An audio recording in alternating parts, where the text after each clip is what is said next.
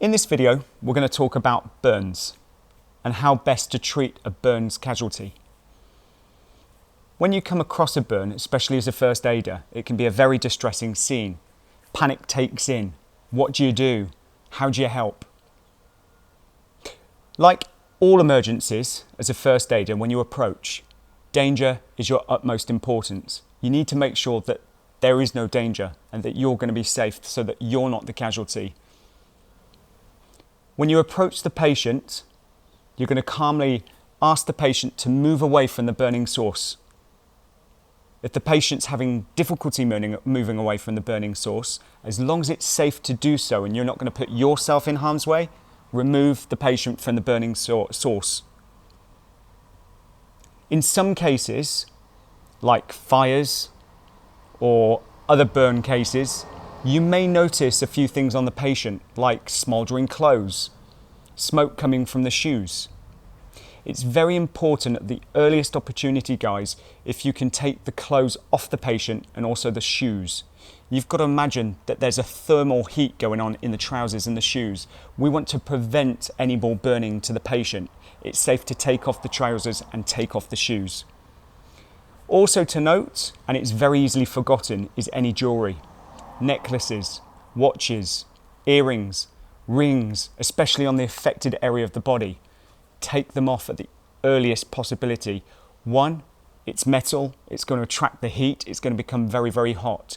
If the body starts to swell, it's going to restrict the body. It's going to be very, very tight and you're going to struggle taking off the jewellery, especially rings, at a later stage.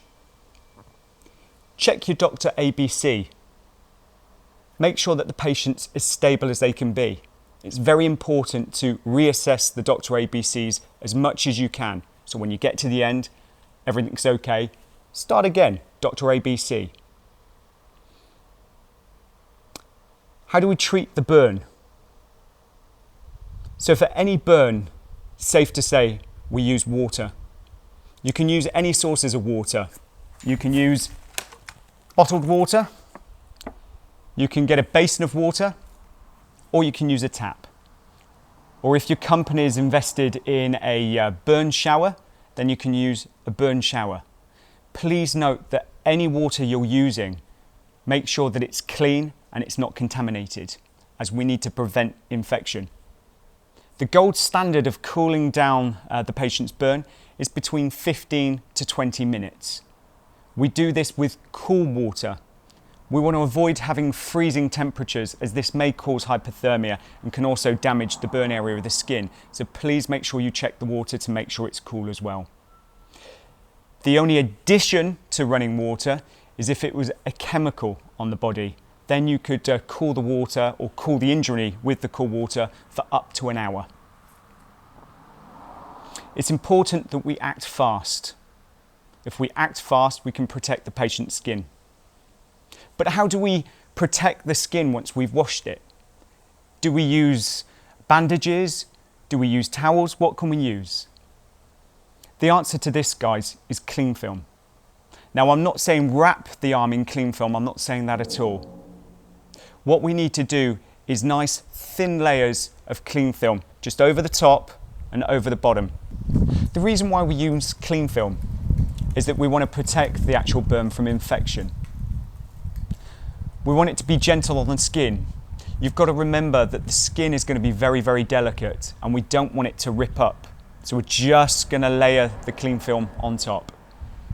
The reason why we don't use bandages is, you've probably guessed it already.